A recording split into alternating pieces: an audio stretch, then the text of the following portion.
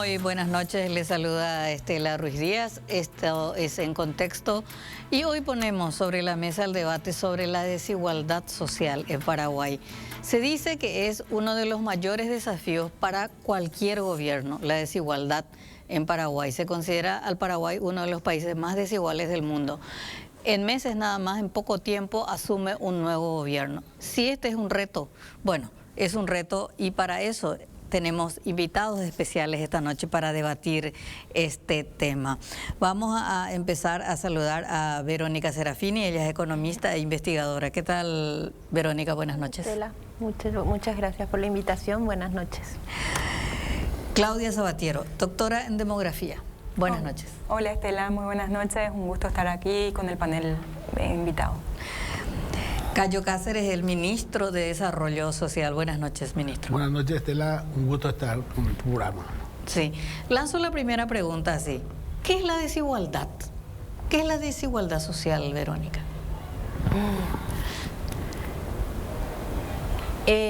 Si nos vamos al concepto y pensamos en desigualdad, por lo menos en Paraguay tenemos que pensar en muchas formas de desigualdad. Tenemos y hay formas de desigualdad que se derivan de otras. Hay una desigualdad política en la participación en términos no solo electoral, sacando el electoral, sino concentrándonos en la economía política, en cómo se toman las decisiones en nuestro país, quién toma las decisiones y a quién se favorece en las decisiones. Y eso se ve en las encuestas de de Latino Barómetro, donde la mayor parte de la población, el 90% de la población, piensa que se gobierna para una minoría poderosa. Esa desigualdad en política se puede ver, en la toma de decisiones se puede ver en otros ámbitos. Por ejemplo, la desigualdad económica, que Paraguay tiene dos índices, el índice de Gini del ingreso, que justamente este año creció, y el índice de Gini de la tierra, que nos ubica entre los 3 países más desiguales del mundo en propiedad de la tierra. Y después tenemos otras desigualdades como las desigualdades de género, en las que ya se vienen acumulando las anteriores. Las mujeres son las que tienen menos ingresos, menos tierra, tienen menos oportunidades laborales, están más discriminadas en el mercado laboral, sufren más tipos de violencia. Desigualdades territoriales. Ahí en Paraguay hay departamentos que son mucho más ricos que otros, con niveles de bienestar distintos a los otros, donde los niños nacen y tienen más oportunidades que en otros departamentos. O sea, nosotros podemos, si miramos el mapa de las desigualdades en Paraguay, podemos ver muchos tipos de desigualdades que además se acumulan. Un niño que nace una indígena que nace en el departamento de Alto Paraguay, o una mujer indígena, es mucho más pobre, recibe menos servicios de salud, de educación que un hombre que vive en Asunción y que logró terminar la universidad. La brecha en la calidad de vida es gigantesca. Y podemos así ver muchas, la desigualdad educativa, las desigualdades en salud, quienes pueden cubrirse con un seguro médico bueno, quienes pueden irse al extranjero cuando se enferman y quienes ni siquiera tienen un camino para llegar a la atención primaria. Ministro, usted está en un ministerio, diríamos, que tiene relación directa con la desigualdad. Usted viendo desde el lado del Estado, diríamos, ¿qué le llama más la atención de la desigualdad? Y si usted puede definirnos, ¿y cómo estamos en Paraguay?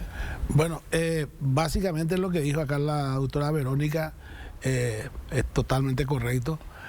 En síntesis, la desigualdad está en el ejercicio de derechos de las personas y al acceso a la justicia también.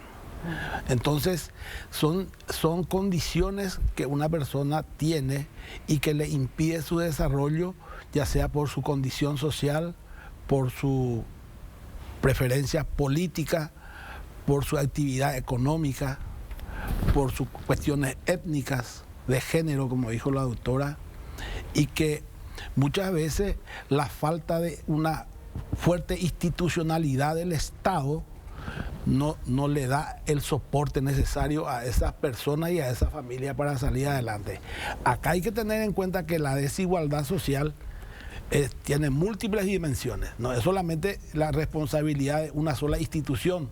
Por eso es que el abordaje de la desigualdad y la pobreza, que es multidimensional, tiene que ser abordado a nivel interinstitucional.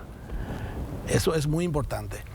Y con un fuerte acompañamiento de todas estas organizaciones campesinas, indígenas y populares, que son los que viven el día a día esta situación.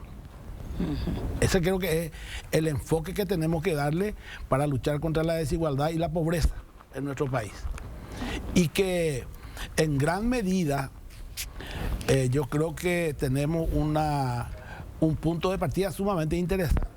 Tenemos informaciones ciertas, estudios muy interesantes, ya sea del INE o de otras organizaciones no gubernamentales, que permanentemente nos están mostrando el rostro de la pobreza. Y como dijo la doctora Verónica, el rostro de la pobreza y la desigualdad es un indígena y una mujer con un niño al lado. Esa es la desigualdad dura y pura que duele realmente.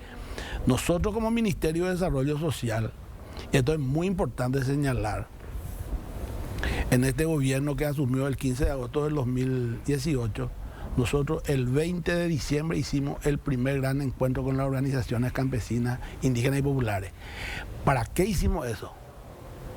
Para tratar de escucharle a esas organizaciones, porque ellos son los que representan a los desiguales y a los pobres, esas organizaciones. Tuvimos ese encuentro y levantamos todas las demandas de ellos. Porque acá sí hay algo que tenemos que fortalecer, además de la institucionalidad, es el diálogo. Hemos perdido la capacidad de diálogo. Entonces tenemos que fortalecer los espacios de diálogo de manera que todas aquellas personas, todos aquellos grupos, todos aquellos colectivos minoritarios tengan voz. La invisibilización de esos colectivos minoritarios es una forma de violencia que se ejerce contra ellos. Bien, después vamos a hablar, ministro, de lo que surgió de esa reunión y qué hizo este gobierno para por lo menos reducir un poquitito más la desigualdad social. Hablaba Verónica de la desigualdad territorial. Claudia, ¿podrías abundar un poquitito más en tu calidad de demógrafa, diríamos, y quizás poner en el mapa esos lugares? Sí, Estela, con mucho gusto. Primero que nada, a partir de que la desigualdad social es un trato diferente a consecuencia de una posición social. Entonces ahí uno cuando ve esa posición social lo que está mirando es si es una posición social por nivel socioeconómico, por etnia, raza, por género, por edad, por una persona con condición de discapacidad, las desigualdades territoriales. Entonces tenemos una amplia gama de desigualdades, como ya lo decía Verónica. Y en Paraguay justamente uno de los principales motores de la desigualdad uno lo puede ver a lo largo de toda la historia de este país, cuando en el reparto de las tierras y en esa tenencia de las tierras se genera un modelo de crecimiento económico que no genera el derrame necesario para que las personas puedan vivir en equidad. Entonces, y a partir de ahí empiezan toda la otra gama de desigualdades. Como decía Verónica, un acceso desigual a la salud. ¿Por qué algunos tienen que formar filas desde las 4 de la mañana y otros pueden con gasto de bolsillo pagar un seguro médico privado nacional o internacional? Esos son los tipos de desigualdades que las personas en Paraguay viven a diario. Por más que esto tenga un nombre técnico, a diario las personas pueden vivir esa desigualdad con solo salir a la calle. En materia territorial hay grandes brechas urbanas y rurales, por darte una primera desagregación, y la otra desagregación sería por ubicación territorial en Paraguay, por departamentos y por distritos. Hay distritos que se sabe, y la política pública lo sabe, que son mucho más pobres que otros por tener menor acceso a bienes y servicios que el Estado debe garantizar. Y con esto decirte que Paraguay durante las últimas 2 y 3 décadas se especializó en trabajar temas de pobreza, pero cuando uno mira desigualdad social tiene que mirar un poco más allá de la pobreza, que son los otros estratos que están por encima. Por ejemplo, un estrato vulnerable que incluso en volumen es mucho más grande que el de situación en pobreza. La pobreza es súper crítica, afecta a todos los derechos, pero hay un grupo que salta la línea de pobreza y queda desamparado de políticas públicas, un grupo que en la academia se denomina en situación de vulnerabilidad. Quiere decir que tiene altas probabilidades ante cualquier evento, un shock o una crisis climática, sanitaria, vuelve a caer en situación de pobreza. Y eso es lo que pasó con la pandemia en Paraguay. Paraguay implementó políticas muy rápidamente para contener a esa población, lo logró. Pero lo que nos mostró el resultado final de la pandemia, más allá del escenario sanitario, es que nos mostró la fragilidad de un sistema de protección social principalmente para atender a este grupo vulnerable. Luego hay otros 2 grupos por encima de esto, que es lo que se denomina la clase media, y un grupo de estrato alto o de ingresos altos que es muy chiquitito en Paraguay, prácticamente está a salvo de todo, tiene un problema de salud, tiene un seguro internacional, cualquier cosa agarra un avión y va a buscar soluciones a otro país. Para el 99% de la población por debajo de ese grupo, las estrategias que se implementan son, en gran medida, son estrategias solidarias. Quiere decir que en la comunidad, en la familia, la rifa, la apoyada, son las formas en las que se solucionan esas estrategias, pero eso no debe ser así. Debe estar un sistema de protección social como el que Paraguay empezó a diseñar hace unos años, en el 2018, el sistema Vamos, que mira a la población en su ciclo de vida, quiere decir que lo acompaña desde el nacimiento hasta la muerte, porque la población está cambiando, la estructura de población de Paraguay está cambiando. Ya no es aquella población mayoritariamente con niños y jóvenes, sino que está iniciando una etapa de envejecimiento. Y eso en materia de políticas públicas y de desigualdad social tiene muchas consecuencias. Entonces, lo que debemos ver, volviendo a tu pregunta, es cuáles son las brechas que se nos están generando por un proceso de urbanización que vive Paraguay. Desde los años 90, Paraguay empezó a ser más urbano que rural. Hasta los 90 teníamos una predominancia rural, ese modelo agrícola de la agricultura familiar. A partir de los 90 hasta esta parte, más del 60% de la población vive en zonas urbanas. Quiere decir que hay un despoblamiento de áreas rurales y una migración a sectores urbanos. Ahí se nos prenden todas las alertas de servicios. ¿Cómo hacemos para colocar servicios en áreas rurales equidistantes a la población que quedó dispersa? ¿Y cómo hacemos para traer más servicios al área urbana? Y eso activa toda la cuestión tributaria y de presupuesto para poder atender estas 2 realidades. Y lo otro que decíamos, hay una heterogeneidad muy grande territorial en Paraguay, primero establecida por las 2 regiones que tiene Paraguay. Solamente el 3% está ubicado en el 60% del territorio, que es el Chaco. El otro 97% vive en la región oriental, y ahí otra vez hay una gama importante de heterogeneidad. Tenés un departamento de San Pedro altamente pobre, uno de Cazapá con los peores indicadores de salud. Luego tenés departamentos fronterizos que tienen una dinámica de frontera totalmente distinta a la de los otros. Y así uno tiene que ir, como decía Verónica, armando el mapa de las desigualdades para saber con qué políticas hay que llegar a cada territorio y a cada problemática. El tema de las desigualdades territoriales que ella está señalando es un buen ejemplo de cómo no conseguimos reducir las desigualdades por la misma política fiscal, porque la distribución de royalties está mal asignada. Claro. O sea, no mal asignada, está distribuida no en función de objetivos del desarrollo y de reducción de desigualdades territoriales, sino en objetivos en la cercanía a las represas. Claro. Y eso hizo que en los últimos años, en lugar de disminuir desigualdades territoriales, se acrecentaran por la vía de la misma política fiscal. Esas son las preguntas que tenemos que hacernos cuando estamos mirando cómo financiamos la reducción de desigualdades. Que bueno, en este primer, diríamos, paneo conceptual, diríamos, para entender nada más la complejidad de lo que es la desigualdad, porque a partir de lo que van diciendo, yo me iba imaginando los ministerios o los organismos estatales que deberían cruzar eso, como te decía, ministro, como es una solución transversal. Y en un país con tan baja institucionalidad y la dificultad de trabajar en forma transversal, me parece que también es más allá de la corrupción que impera. Qué complicado, ministro. O sea, por ejemplo, vamos a hablar de Tecopona. Hoy cuántos paraguayos y paraguayas tienen Tecopona? 164.000 familias. 164.000 familias. Pero antes de hablar de Tecopona y lo que estaba hablando Claudina y Verónica, acá hay un gran actor también que tenemos que movilizar, que son los gobiernos locales, las gobernaciones y los municipios. Nosotros siempre, todas las políticas que estamos desarrollando a nivel nacional, porque nosotros como Ministerio de Desarrollo Social desarrollamos políticas a nivel nacional, pero si nosotros no interactuamos con los actores locales, con las gobernaciones y con los municipios, no tenemos grandes posibilidades de éxito. Y acá siempre se habla que los gobiernos departamentales y los gobiernos municipales son débiles. Tenemos que fortalecer la institucionalidad a nivel de los ministerios, a nivel de la coordinación de entre los ministerios, y también fortalecer los gobiernos departamentales y los gobiernos municipales, porque esos son los primeros espacios donde llegan los problemas. Y ese tiene que ser también el primer espacio donde se resuelven los problemas. Sí, siempre hay un fuerte cuestionamiento a los subsidios, sobre todo de sectores económicos, diríamos, ¿verdad?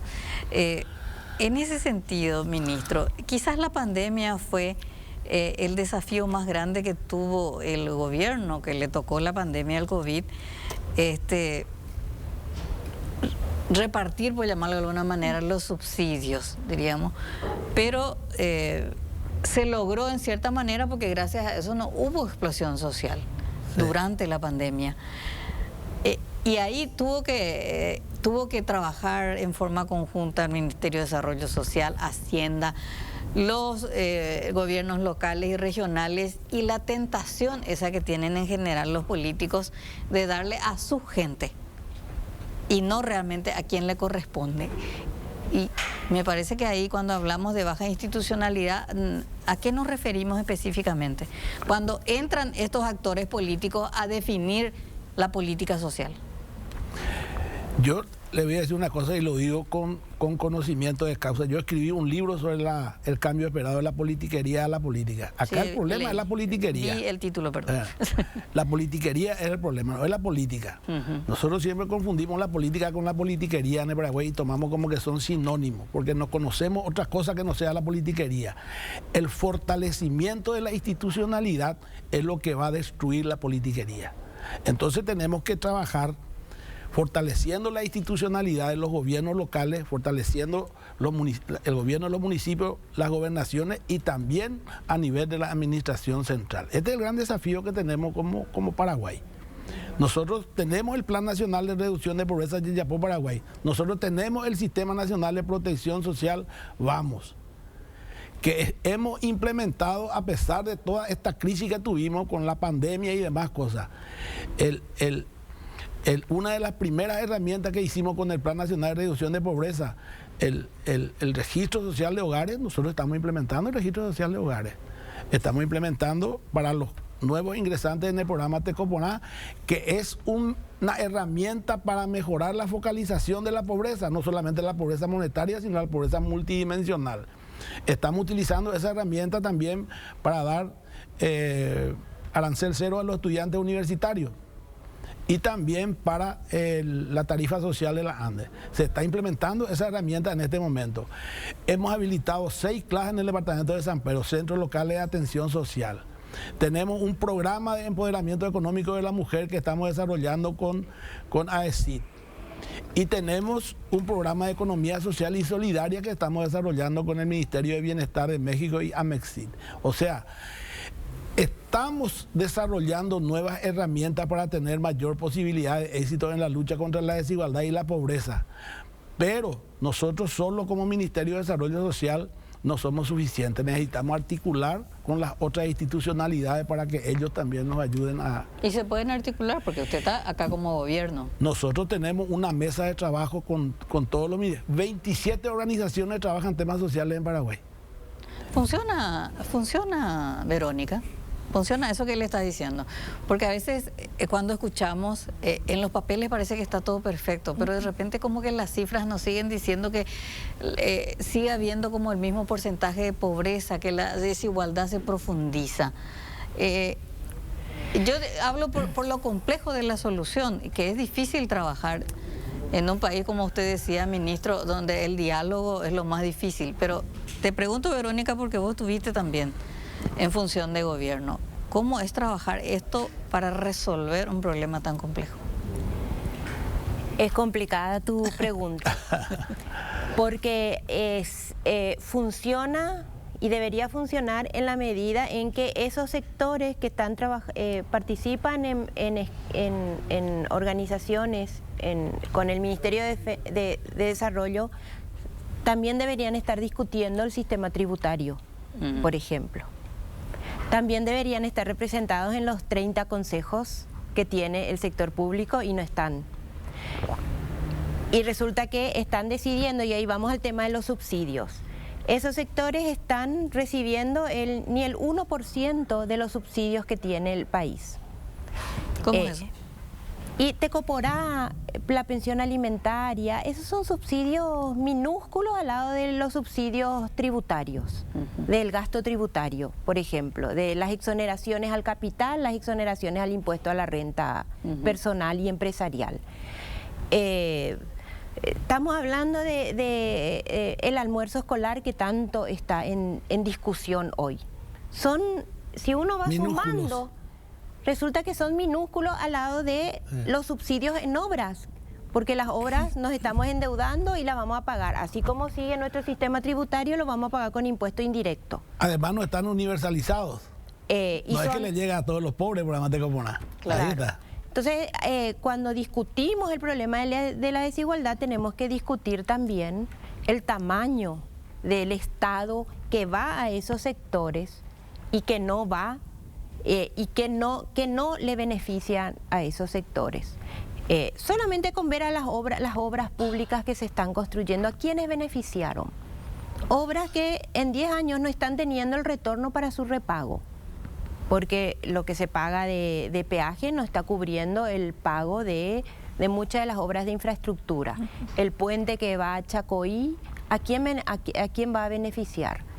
¿Quién lo va a pagar después? Eso va a terminar siendo un subsidio que se va a pagar con un sistema tributario sumamente injusto, y probablemente la deuda va a terminar generando políticas de ajuste que van a terminar perjudicando los pocos servicios de salud y de educación que tenemos.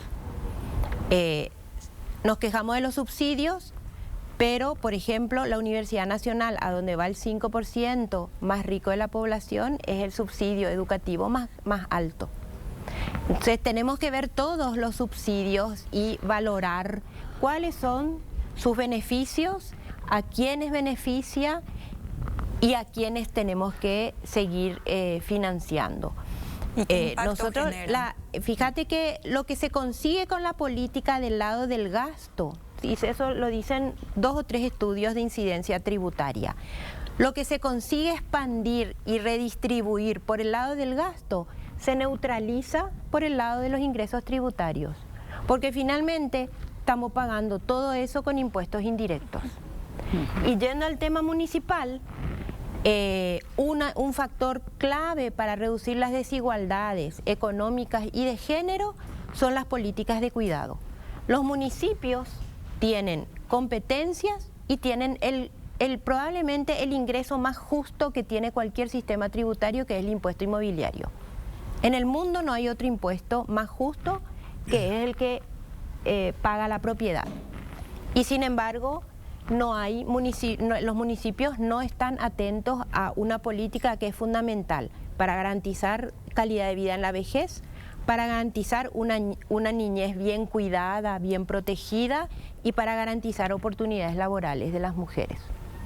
Pero no estamos discutiendo 2 pilares básicos de reducción de la desigualdad, que son el sistema tributario y el sistema de cuidado con el de protección social. Quería intervenir, claro. Sí, Estela, ahí junto con lo que dice Verónica hay un factor muy importante que viene de la mano de esta historia de Paraguay con la distribución de la tierra, con el modelo de crecimiento económico, que es la informalidad laboral y los bajos ingresos de las personas en el mercado laboral. Entonces son dos cánceres, por decirlo así, que están afectando a todo este panorama que estamos hablando. Y ante eso lo que se ve es una reacción lenta e incluso hasta tardía, porque si uno mira la historia de las políticas públicas, sociales en Paraguay, todas empiezan después de la dictadura. Entonces, desde 1990, 92, 94 la educación y de ahí en adelante. Pero entonces, si nosotros miramos qué está pasando en el mercado laboral, de donde tienen que salir los ingresos justos para que uno pueda tener la garantía de ese bienestar o calidad de vida que queremos, ahí hay un foco importantísimo de problema. El 64% de los empleos no agrícolas en Paraguay son informales. Quiere decir que no va a tener una jubilación cuando alcance los 60 o los 65 años. Quiere decir que si se enferma, tiene que implementar cualquiera de estas estrategias que estábamos diciendo hace un rato, porque no tiene un respaldo en salud. Lo mismo maternidad y lo mismo toda la cobertura que da un sistema de seguridad social. Entonces, si hablamos de desigualdad, tenemos que entender cuáles son los principales focos, porque el problema es muy grande, entonces hay que ir apagando de a poco. Y como decía Verónica, toda la cuestión tributaria tiene un hito directo también en lo que está pasando en el mercado laboral. Entonces, si no contribuimos, si no aportamos, y si encima el modelo es ineficiente, porque aportan el mismo porcentaje por un litro de leche el pobre que el rico, entonces estamos ante un escenario que por las dos vías nos está generando problemas. ¿Quería agregar? Sí. No. Son 2.900.000 personas que trabajan en Paraguay, aproximadamente, según el último estudio que hizo el Instituto Nacional de Estadística. Sí. De eso, 1.830.000 son informales, el 60% de ese empleo es informal. ¿Y dónde golpea más fuerte? En lo que empiezan en el mercado laboral, de esos que empiezan a trabajar de 15 a 18 años, 90% de informalidad. Esa es nuestra realidad. Y tenemos que trabajar en base a esas realidades y ver cómo hacer para mejorar la situación de las personas que trabajan. El resto es paliativo, o sea, un tecoporá es paliativo la pensión de adultos mayores a los 65 años que cubre el 25% de un salario mínimo. Todo es paliativo, es chiquito, son programas que se diseñan y se implementan desde el 2010, la pensión alimentaria, 2005 Tecoporá, 2005 Abrazo. Abrazo es un programa que va dirigido a niñez en situación de trabajo infantil o en situación de calle, pero es un programa que ante una problemática de 400.000 niños de 5 a 17 años atiende 2.000. Entonces, cuando uno mira lo que decía Verónica, cómo está diseñada la política pública, en papeles está muy lindo, pero cuando uno ve el alcance, la cobertura, la multidimensionalidad, o sea, cómo se conecta con los otros problemas, un problema de trabajo infantil con embarazo adolescente, con violencia en el hogar, cómo todo eso está interrelacionado, es donde encontramos el centro duro de la desigualdad en Paraguay. Ahí con respecto a lo que dijo Claudina, no, si me permitía, Estela. Sí, claro. Ahí ella habló de una realidad. Lo que nosotros damos como Tecoporá, cubrimos la brecha de la canasta básica nomás. Nosotros no, la gente cree que con Tecoporá va a salir de la pobreza. No, eso no. Y mucha gente inclusive, cuando aumenta la cantidad de participantes del programa Tecoporá, dice, peaños y se esta vez Lamboriajú. No, esta vez Lamboriajú. Le llegamos a más pobres nomás. Nosotros le estamos llegando ahora al 40% de los pobres con Tecoporá. Y si aumentamos 10.000 más, le llegamos a un poco más, un porcentaje un poco superior nomás. No es que le llegamos a la totalidad. Tecoporá no está universalizado. Ese es un gran desafío también, universalizar Tecoporá, y más que universalizar Tecoporá, llegar y que ese sistema de transferencia monetaria condicionada se convierta en una plataforma para el ejercicio de derechos. Entonces, eso es lo que nosotros estamos haciendo en el rediseño del programa Tecoporá. Para todo esto se necesita plata. O sea, no hay otra... O sea, la ejecución de las políticas, podemos tener programas más inteligentes, menos inteligentes, Pero, como decía Verónica, queremos reducir la desigualdad, necesitamos una reforma tributaria. Si no, no lo podemos hacer. A la vuelta de la pausa vamos a hablar de este tema porque el nuevo gobierno ya anunció que no va a tocar la reforma tributaria. ¿De dónde van a sacar el dinero para combatir la desigualdad? Bien, continuamos aquí en Contexto hablando sobre la desigualdad social en nuestro país con nuestros invitados Cayo Cáceres, el ministro de Desarrollo Social, Verónica Serafini y Claudia Sabatiero. Bueno, en este primer, diríamos, en esta aproximación que hicimos sobre la desigualdad, creo que es más complejo de lo que creemos y todos los gobiernos que asumen dicen que van a combatir la desigualdad. Y Verónica, vos decías, si no hablamos de reforma tributaria, no podemos combatir la desigualdad porque finalmente lo que necesitamos son recursos también. Y si el nuevo gobierno dijo no va a haber reforma tributaria, va así como está el marco normativo. ¿Cómo se puede decir que esto entonces se va a profundizar la problemática social? ¿Qué sabes? ¿Cómo van a combatir? Con 10% de presión tributaria no se desarrolló ningún país. Menos todavía en periodo de bono demográfico, donde se necesita invertir muchísimo en educación, en salud, en protección social. Así que quien dice que con este sistema tributario va a tener mejores resultados, no es cierto. Empezando por ahí. Lo otro que hay que entender es que ya nosotros estamos viendo el deterioro de los indicadores sociales y económicos desde 2014.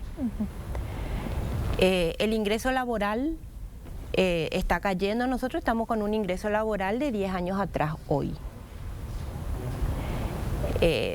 Venía cayendo desde 2014, retrocedimos 5 o 6 años a los avances antes de la pandemia y con la pandemia se retrocedieron 3 o 4 años más. El sistema de salud hoy está cubriendo al 65% de la población, cuando se había llegado al 80%. El nivel de pobreza se estancó.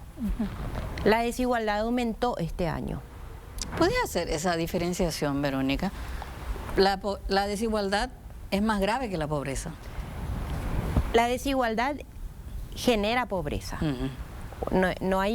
Es muy difícil combatir la pobreza con estos niveles de desigualdad económica. Porque la desigualdad básicamente tiene dos mecanismos la pobreza tiene dos mecanismos para reducirse. O crece la economía y genera empleos para aumentar ingresos laborales, que no pasa, y la economía ya dejó de generar ningún impacto en la pobreza desde hace 7 años más o menos. O redistribuimos. Lo que la economía genera se redistribuye en el resto. No hay muchas. Y en la redistribución tenemos salud, educación, y tenemos que mirar a largo plazo, porque reducir la pobreza de los niños hoy con Tecoporá, pero producir trabajadores que después no entran al sistema de seguridad social, genera pobreza en la vejez. Y Paraguay es un país que está envejeciendo. Va a envejecer en 1/3 del tiempo de lo que envejeció Europa. Muchísimo más rápido, porque nuestra tasa de fecundidad está cayendo en picada desde hace 30 años. Y eso, o sea, piensen nomás en las familias, cuántos eran los abuelos, cuántos eran los papás, cuántos somos nosotros y cuántos hijos estamos dando en general.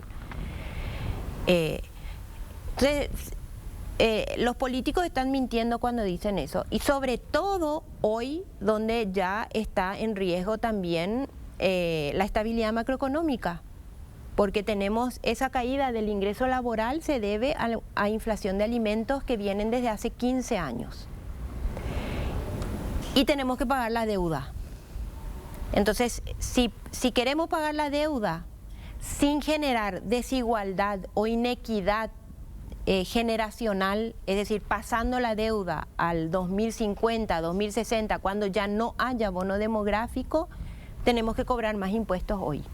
sea, no hay forma de reducir la desigualdad en este contexto. O intentamos hacer hoy mejor las cosas y generar condiciones para que se pague la deuda en 2050, que es donde también se acaban todos los fondos jubilatorios de este país, si no conseguimos formalizar más. Y es donde también se acaba el bono demográfico.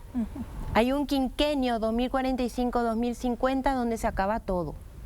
Se acaba el bono demográfico, se acaban los fondos jubilatorios y está el pico del pago de la deuda de la pandemia.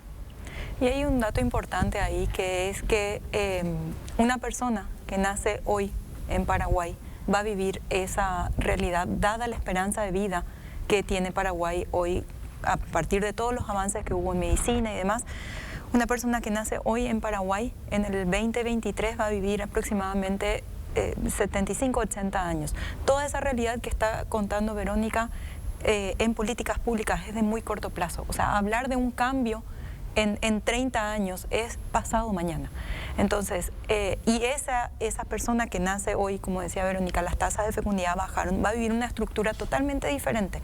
Paraguay por muchos años se especializó en materia de materno-infantil. Entonces, universalizó las vacunas, universalizó la educación escolar básica, hasta ahí supo atender, supo contener. Pero de ahí en más es donde vienen los grandes desafíos.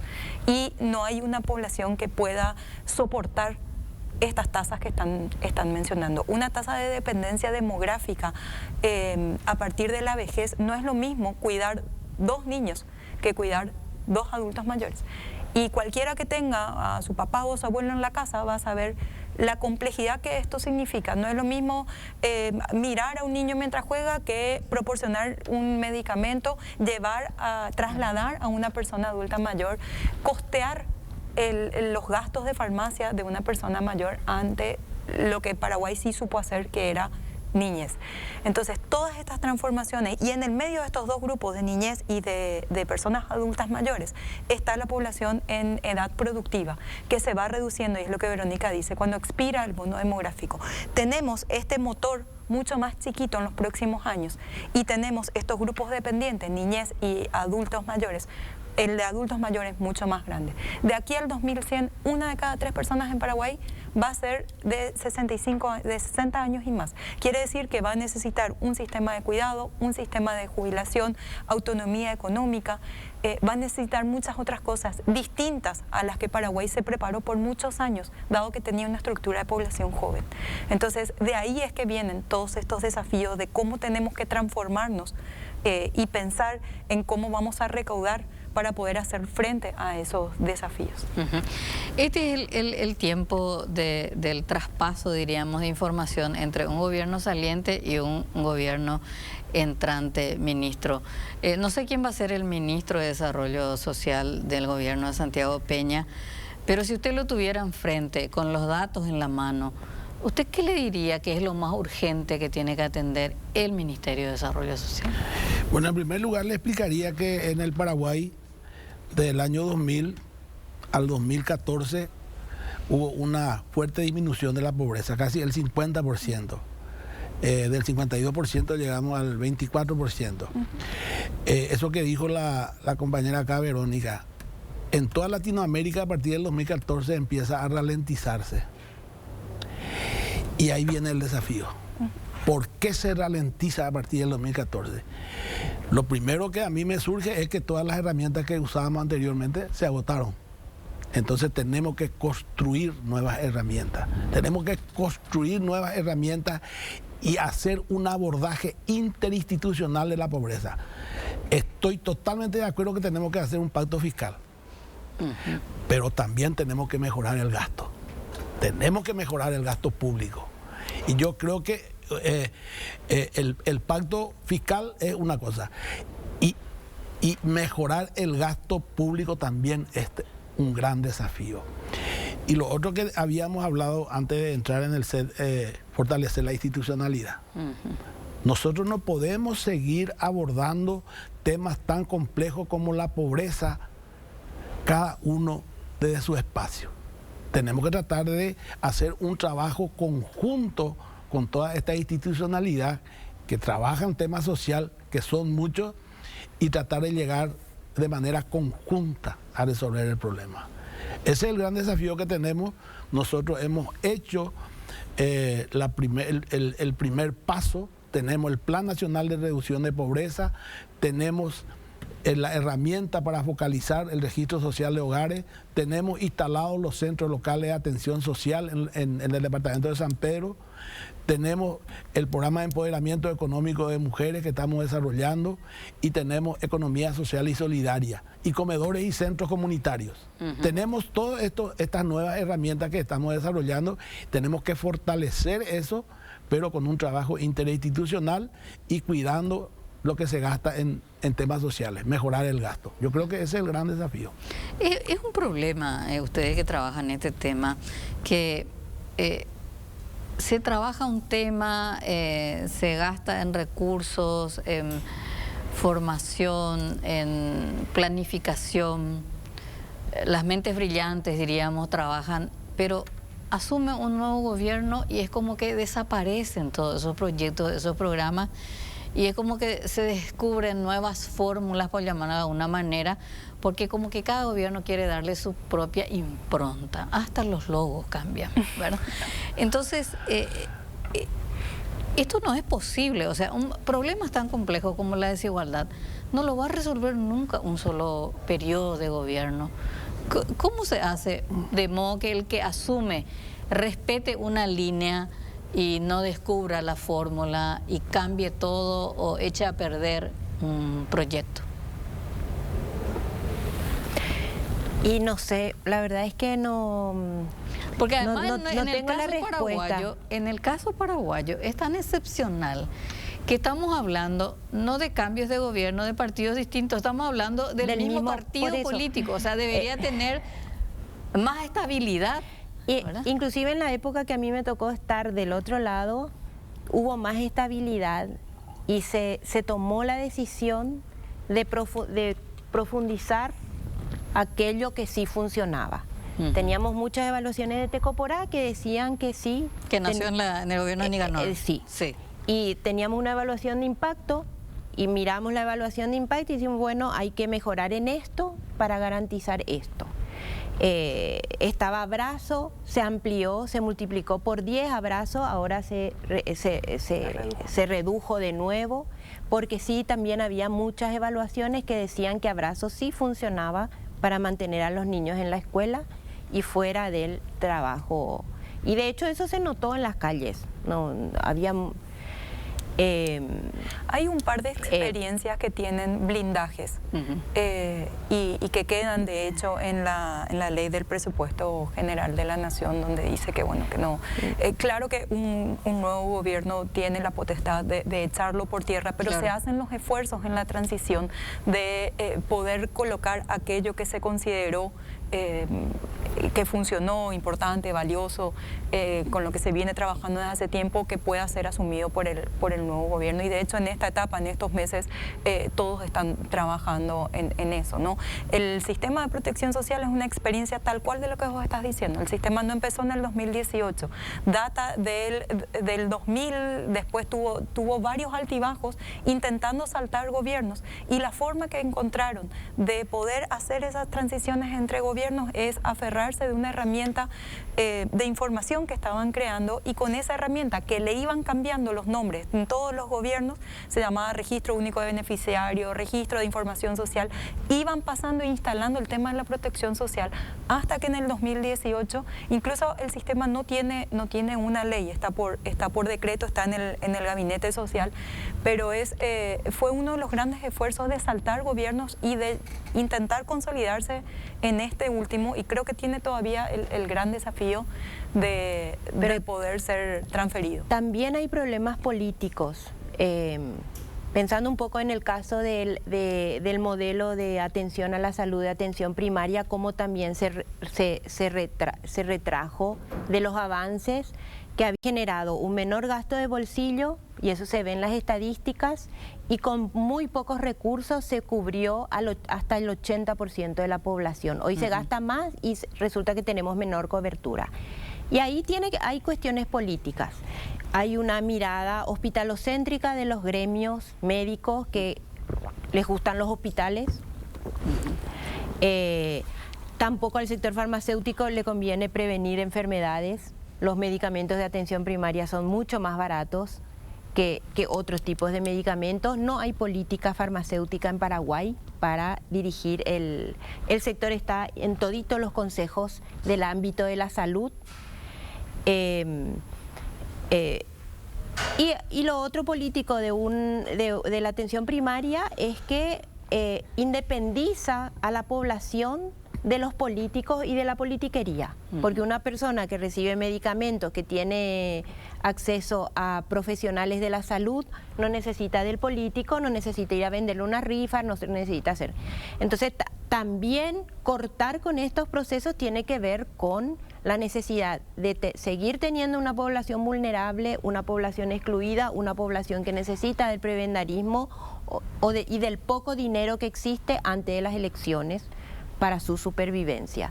Entonces, creo que hay una combinación de cuestiones, porque si bien el sistema de protección social, como dice Claudina, está estructurado y viene continuando, en realidad, si vemos en términos de recursos, no está recibiendo la atención que debería recibir si consideramos ese como un pilar fundamental para reducir tanto pobreza como desigualdad.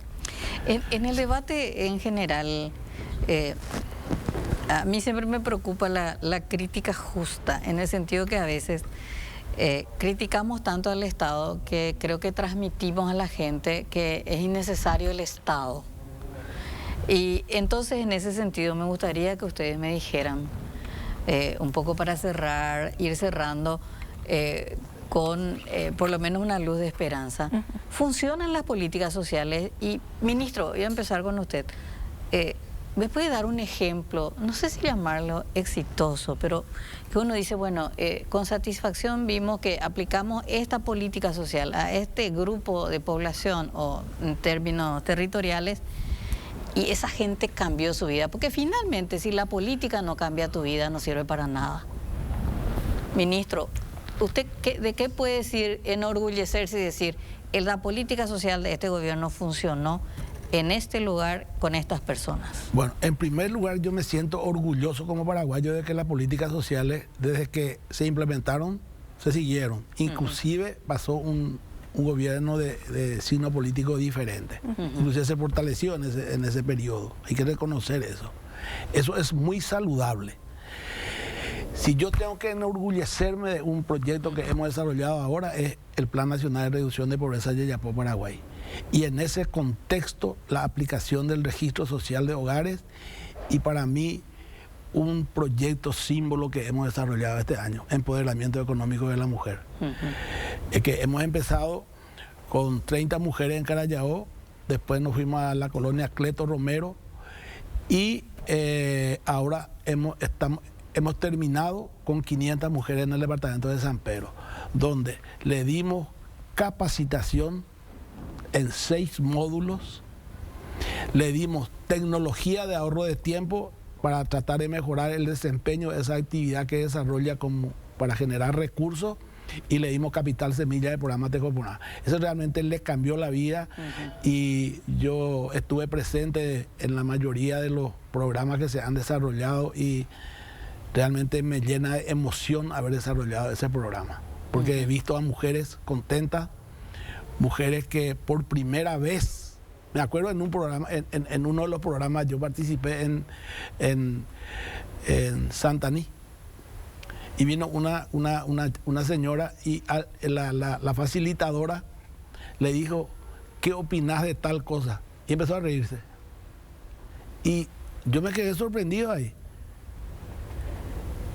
Y dijo, por primera vez me piden mi opinión sobre algo. Imagínense lo que es. Por primera vez me piden. Esa sonrisa se convirtió en lágrimas. Porque imagínense lo que es para una mujer. Jamás se le preguntó qué opinaba sobre algo.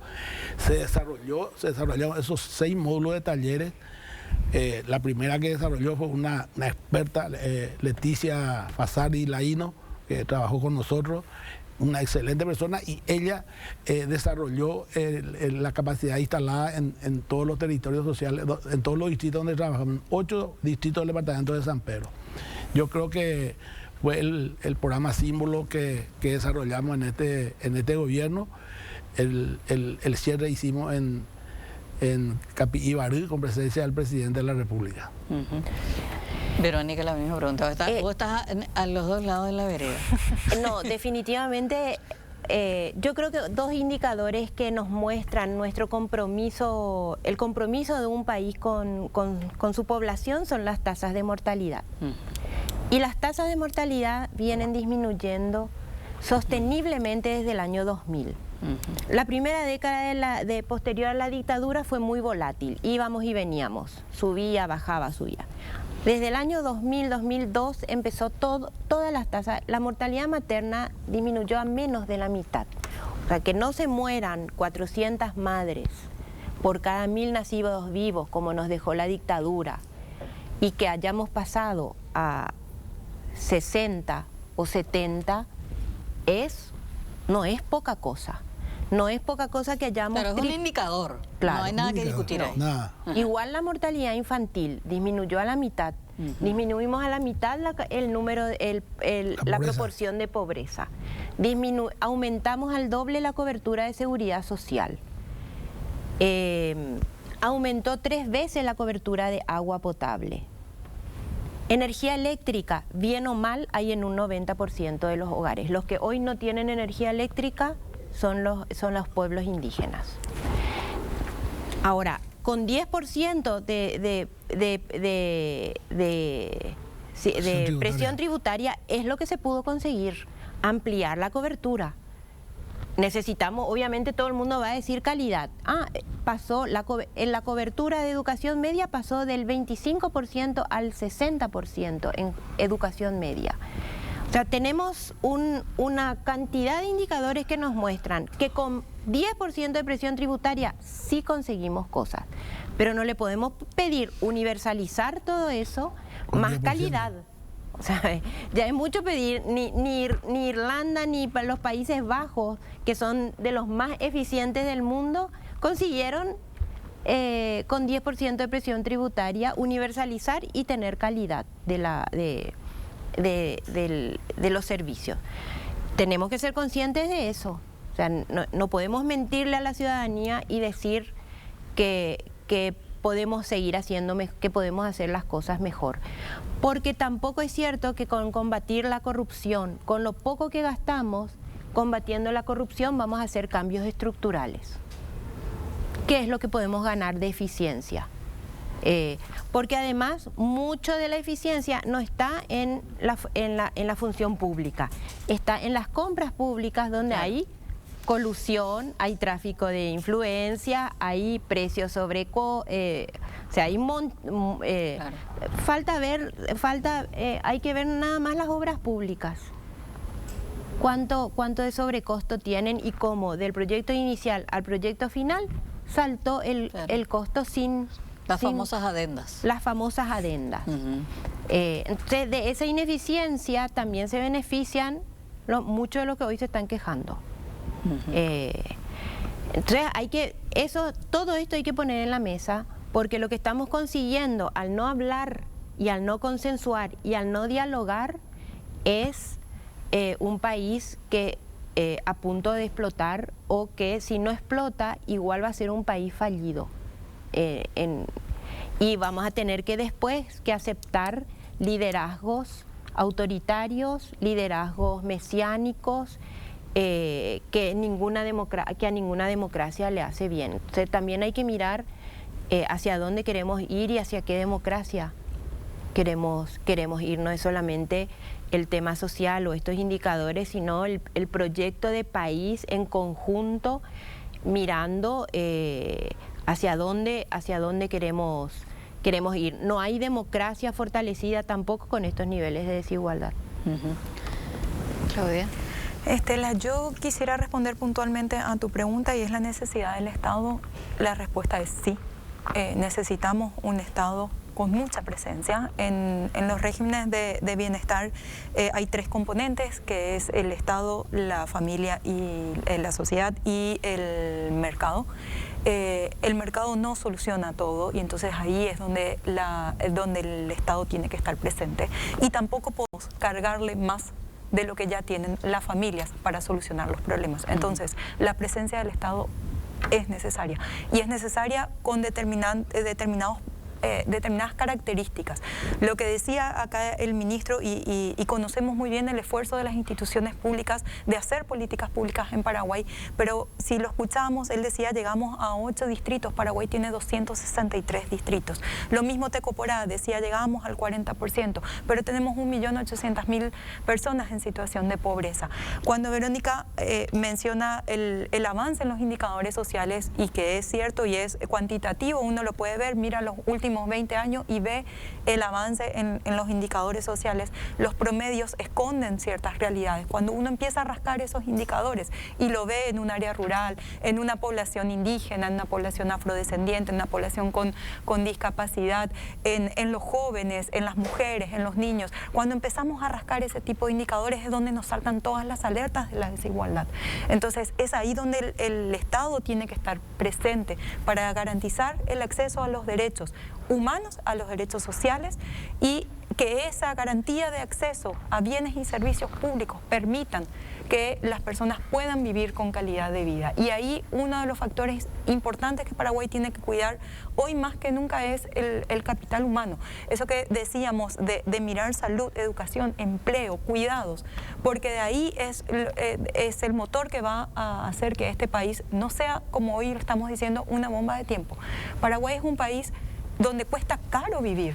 El gasto de bolsillo en salud, si nosotros miramos la política de salud y dice tiene garantía de medicamentos, pero uno va a la farmacia y el medicamento no está, tiene que cruzar a la farmacia del sector privado, tiene que hacerse una radiografía al sector privado. Entonces es caro vivir en este sistema donde mando a mis hijos a la escuela pública pero no tienen zapatos, o la alimentación escolar ese día no llegó. Entonces ese tipo de deficiencias en la calidad es donde tenemos que ponerle hoy más que nunca puntería, porque esta población que hoy tiene Paraguay es la que va a sostener los próximos años, con todo lo que decía Verónica, de la deuda, del envejecimiento y de un país casi en una bomba de tiempo. Bien, les agradezco muchísimo su participación, aprendí muchísimo, espero que también nuestros televidentes. Les invito a seguir porque en el siguiente bloque vamos a hablar de la inteligencia artificial y todos los vaticinios apocalípticos que existen con la inteligencia artificial. A la vuelta de la pausa. Bien, continuamos aquí en Contexto y en este segundo bloque lo tenemos al apreciado y admirado profesor Benjamín Barán. Él es doctor en Ingeniería de Sistemas y Computación y lo trajimos invitados porque se está hablando mucho de la inteligencia artificial y es un mundo tan desconocido para nosotros, pero primero los saludo y luego vamos a las preguntas. Doctor, ¿cómo está? Muy buenas tardes y muchísimas gracias por esta oportunidad de estar compartiendo este momento con usted. Gracias, doctor, por estar con nosotros. ¿Qué es la inteligencia artificial? Para hacerlo simple, la inteligencia artificial es una máquina, un sistema que intenta hacer cosas que hacemos los humanos, asumiendo que los humanos somos inteligentes. La discusión de qué tan inteligentes somos los humanos vamos a dejarlo para los psicólogos, los sociólogos, pero asumiendo que los humanos somos inteligentes, la inteligencia artificial es sencillamente un intento de construir una máquina que pueda hacer cosas que hacemos los humanos y por ende cosas inteligentes. Y rápidas. Y más rápido que los seres humanos, ¿verdad? Inicialmente la idea es que lo podamos hacer, que la máquina lo pueda hacer como lo hacen los humanos. Sería, en principio, un objetivo suficiente para la inteligencia artificial. En la práctica lo que estamos viendo es que la tecnología está creciendo muy rápidamente, las velocidades de los computadores están creciendo, aparecen nuevas tecnologías como la computación cuántica y eso le está dando un poder de cómputo, una velocidad de cálculo mucho mayor en algunos menos casos muy particulares que las que tenemos los seres humanos. Y entonces vemos que en algunos aspectos muy particulares, para algunas actividades humanas muy particulares, efectivamente la máquina termina haciendo lo mejor que nosotros. Un buen ejemplo fácil de entender son los juegos de tablero. Claro. ¿Sí? El ajedrez, digamos, que era el juego ciencia. Yo recuerdo jugaba con mi abuelo y me decía, esto es ciencia, esto es inteligencia. Sin embargo, hubo un famoso match allá por el año 1997 entre el Deep Blue, una máquina de IBM, y Garry Kasparov, el campeón del mundo de ajedrez. Y sabrán que el ganador de ese match fue el computador y no el campeón del mundo. Entonces, claro, fue como un hito que dijo, estas máquinas pueden hacer cosas inteligentes que hacen los seres humanos más inteligentes. Claro. Entonces, claramente para jugar ajedrez la máquina hoy lo hace muy bien, pero no necesariamente eso quiere decir que la máquina sabe hacer todo lo que sabemos hacer los seres humanos. Los seres humanos todavía tenemos muchas capacidades que para la máquina es muy complejo de realizar. Sobre todo temas relacionados a los sentimientos, la innovación, etcétera. Un poco el debate sobre la inteligencia artificial vino a partir de un poco de este ChatGPT, y porque estaba vinculado un poco con las escuelas y las universidades, es decir, ya los estudiantes no hacen la tarea, sino que lo hace el ChatGPT, y ahí empezamos todos a hablar de la inteligencia artificial, y luego vino un poco este debate de que la inteligencia artificial incluso puede suplir al ser humano, etcétera, etcétera. Pero con este tema del ChatGPT vemos que algunas universidades o algunos estados, y creo que algunos países de Europa, y me decía recién una persona, me decía, en Chile acaban también de reglamentar el uso del ChatGPT. ¿Qué es el ChatGPT? El ChatGPT es una tecnología de inteligencia artificial generativa. La palabra generativa es muy importante porque significa que es capaz de generar algo que no existía antes. Básicamente es un sistema de aprendizaje de máquina, claro, que permite, a partir de un número muy grande de muestras, por ejemplo de fotos, por ejemplo de texto, por ejemplo de sonido, de alguna manera logra reconocer un patrón de comportamiento de ese conjunto de muestras de entrenamiento y repetir ese patrón generando muestras muy similares a las originales. Entonces puede generar, por ejemplo, una foto que se parece muchísimo a las fotos verdaderas que fueron utilizadas para su entrenamiento, pero lo que generó en realidad no existe, es algo absolutamente nuevo. O puede generar un texto absolutamente nuevo, diferente al texto con el cual fue entrenado, pero obviamente manteniendo los patrones de los textos originales que fueron utilizados para el entrenamiento. Básicamente, entonces, la inteligencia artificial generativa lo que hace es aprende patrones a partir de un gran número de muestras que le sirven de entrenamiento y consiguen generar ejemplos, muestras que atienden a esos patrones aprendidos. Entonces puede leer libros de un autor y escribir como si fuese ese autor, puede escuchar música de un cantante y reproducir las canciones como si hubiese sido ese cantante, puede ver programas de computadora y escribir programas de computadora como si hubiese sido el que le entrenó, y así para un montón de otros aspectos. Ahora, en ese aspecto, doctor Baram, ¿cómo los seres humanos comunes y corrientes podemos detectar la ficción de la realidad? Me pongo en el papel del docente que pidió una tarea, y el chico que maneja en la computadora puede hacerlo con el ChatGPT y trae su tarea y va a ser perfecta. Pero también me voy un poquito más allá y digo, ¿cómo diferenciamos la ficción de la realidad en una información? Por ejemplo, yo soy periodista y en la pandemia nosotros vimos el poder fulminante que puede ser WhatsApp, ¿verdad? WhatsApp, porque transmitía de las fake news, las noticias falsas, por ejemplo, con el tema de las vacunas, para ser más concretos.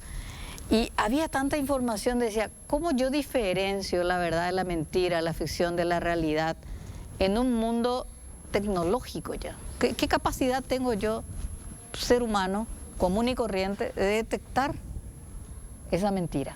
Quiero separar dos preguntas aquí. Claro. Uno es cómo separo la verdad de la mentira y otro es qué hago con ChatGPT en la educación. Claro. Creo que me preguntó ambas cosas, solo que al mismo tiempo. Voy a empezar con separar la ficción de la realidad. ¿Los seres humanos acaso sabemos realmente separar la ficción de la realidad? ¿O tampoco lo sabemos hacer? Realmente cuando yo veo algo con mis ojos, yo puedo decir, eso es un holograma, o puedo decir, no, eso es realidad. La historia está llena de ejemplos, la ciencia está llena de ejemplos de cosas que los humanos creíamos verdad. Claro. Y que no eran realidad. Creíamos que la Tierra era plana porque mirábamos y obviamente era plano, pero después descubrimos que la Tierra era redonda. Entonces, el ser humano en realidad no es tan capaz de distinguir la ficción de la realidad y requiere de mecanismos para verificar qué es real y qué es ficción, y podemos discutir cuáles son esos mecanismos. Ahora, empecé diciendo que la inteligencia artificial pretende ser una máquina que haga lo que hacen los seres humanos de la manera que hacen los seres humanos. Así que si los seres humanos, de hecho, no somos suficientemente capaces de diferenciar la realidad de la ficción, ¿por qué le vamos a exigir a las máquinas que solo intentan imitarnos que hagan eso a la perfección?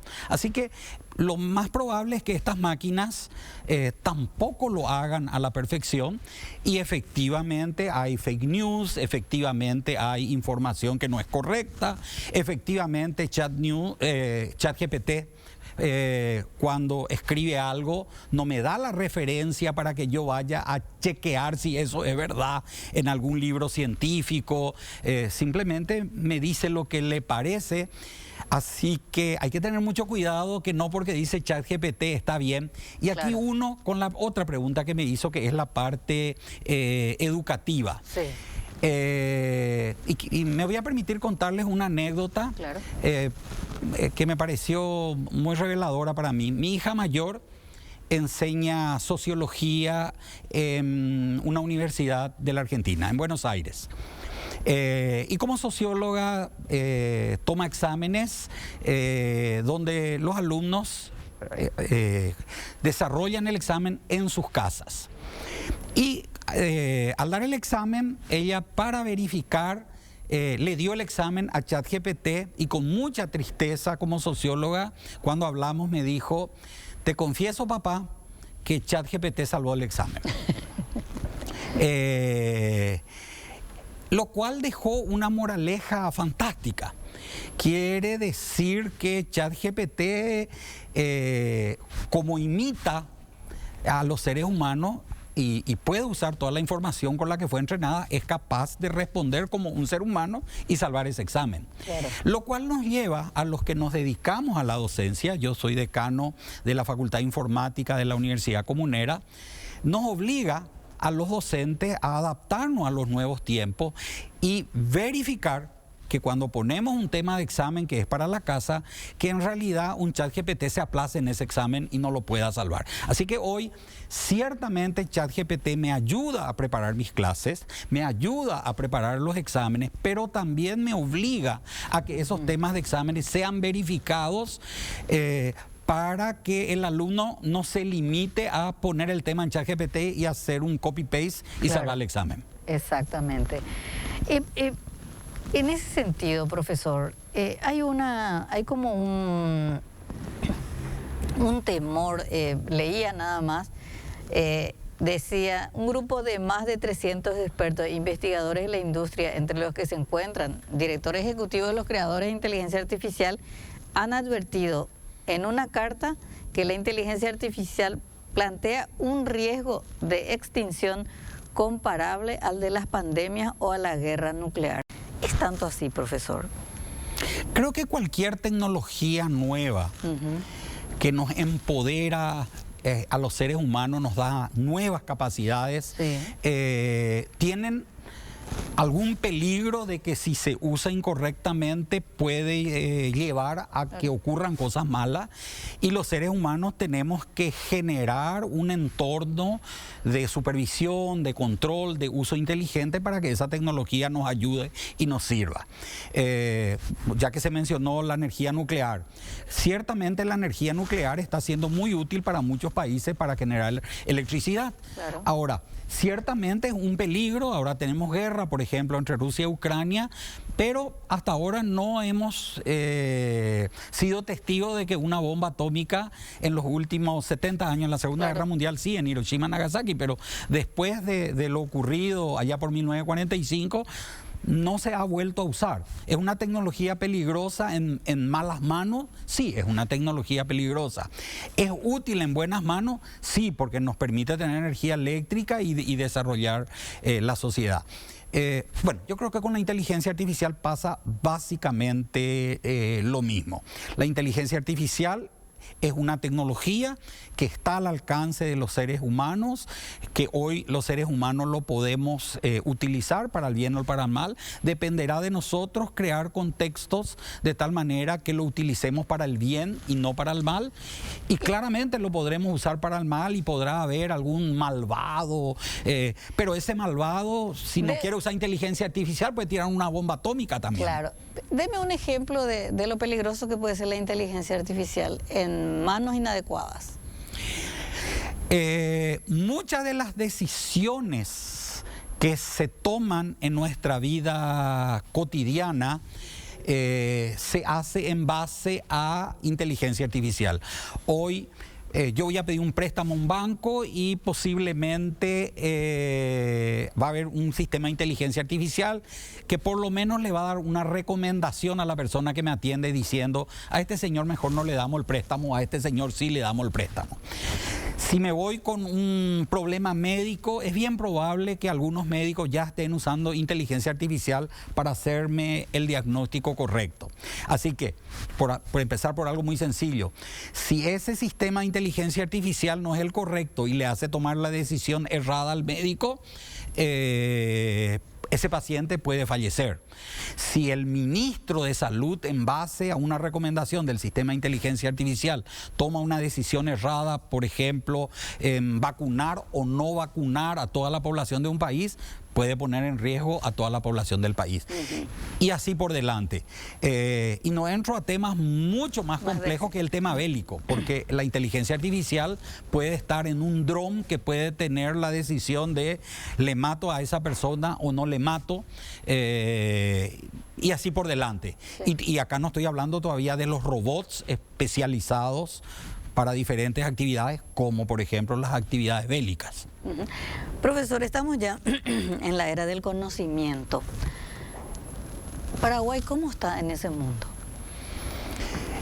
Estamos entrando felizmente en la era del conocimiento.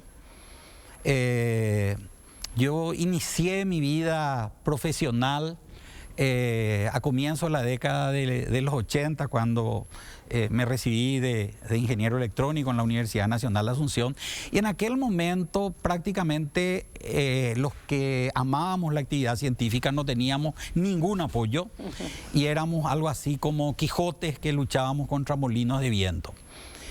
Si yo miro lo que pasaba en la década del 80 y miro lo que está pasando ahora, veo que tenemos la Comisión Nacional de Ciencia y Tecnología, CONACYT, tenemos programas de incentivos a los investigadores como el PRONI, tenemos lugares donde presentar proyectos de investigación para llevar adelante.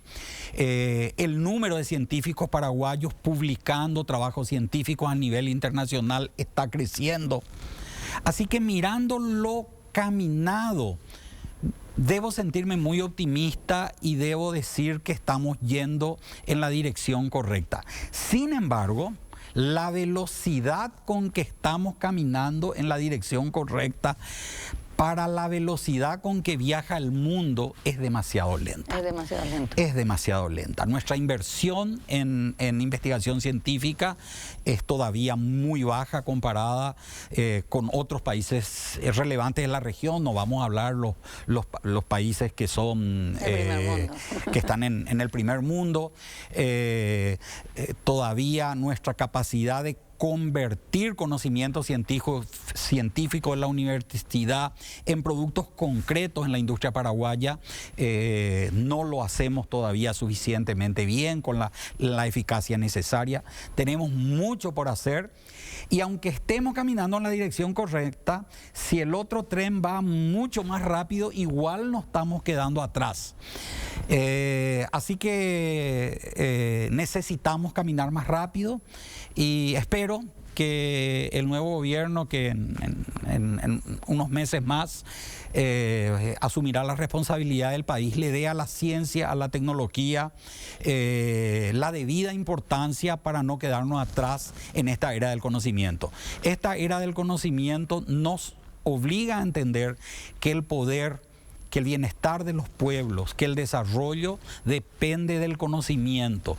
No es cuestión de tener otro río más donde vamos a poder generar otra represa con algún otro país. No es cuestión de plantar una hectárea más de trigo o de soja. No pasa por ahí el desarrollo a gran escala que pueda traer verdadero bienestar a nuestra población. Necesitamos entrar en la era del conocimiento. Necesitamos generar conocimiento, no solamente consumir conocimiento, comprar equipos carísimos que se desarrollan en el exterior, que si lo desarrollábamos a nivel nacional salía muchísimo más barato. Y tenemos muchísimos ejemplos sobre todo en el área de software, de grandes sistemas comprados por millones de dólares del exterior, que al final no funcionan y se termina contratando a los expertos paraguayos para paraguayizar y hacer que funcionen, pero ya los millones de dólares quedaron afuera y acá simplemente hay pequeños salarios. Confiemos de que podamos entrar en la era del conocimiento con todo el esfuerzo necesario para desarrollar ciencias y tecnologías en el Paraguay. Profesor Barán, un gusto y un placer escucharlo. Muchísimas gracias. Muchísimas gracias por esta oportunidad de compartir y por esta oportunidad de hablar, aunque sea un poquito, de tecnología de punta y de ciencia, algo que no es muy común en nuestro país, lastimosamente. Espero que se vuelva cada vez más común. Ojalá. Buenas noches.